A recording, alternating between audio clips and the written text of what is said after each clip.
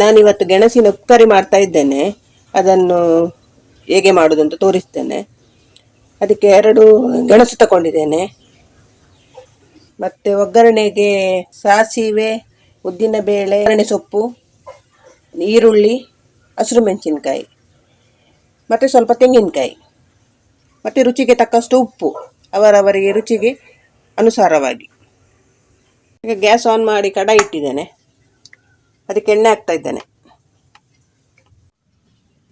ಈಗ ಗೆಣಸನ್ನು ಕಟ್ ಮಾಡಿ ತಗೊಂಡಿದ್ದೇನೆ. ಈ ರೀತಿ ಕಟ್ ಮಾಡಬೇಕು, ಚಿಕ್ಕ ಚಿಕ್ಕದು. ಎಣ್ಣೆ ಬಿಸಿ ಆಯ್ತು. ಈಗ ಸಾಸಿವೆ ಹಾಕ್ತಾ ಇದ್ದೇನೆ. ಸಾಸಿವೆ ಹೊಡೆದಾದ್ಮೇಲೆ ಕರಿಬೇವು,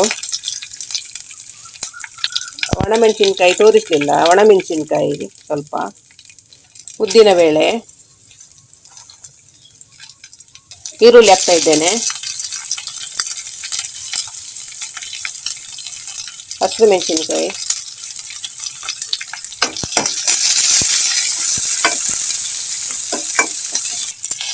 ಗೆಣಸು ಹಾಕ್ತಾ ಇದ್ದೇನೆ.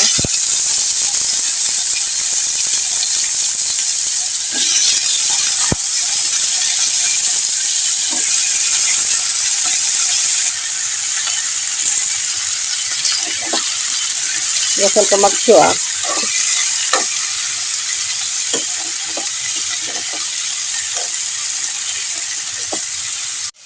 ಈಗ ಉಪ್ಪು ಹಾಕ್ತಾ ಇದ್ದೇನೆ ರುಚಿಗೆ. ಅವರವರಿಗೆ ರುಚಿಗೆ ಅನುಸಾರವಾಗಿ ಉಪ್ಪು ಹಾಕಿದ್ರೆ ಆಯ್ತು.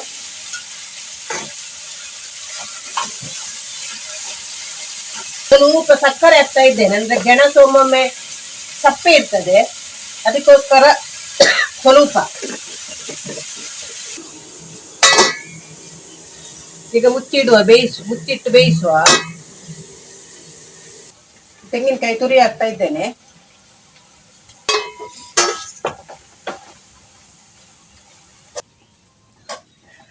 ಇದು ಗೆಣಸಿನ ಉಪ್ಕರಿ ಬೇಗ ಆಗುದು, ಗೆಣಸು ಬೇಗ ಬೇಯ್ತದೆ.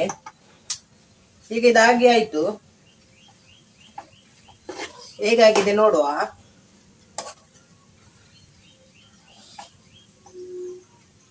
ಇದೊಂದು ಚಮಚದಲ್ಲಿ ಹೀಗೆ ಒತ್ತಿದ್ರೆ ಗೊತ್ತಾಗ್ತದೆ ಬೆಂದಿದೆ ಅಂತ.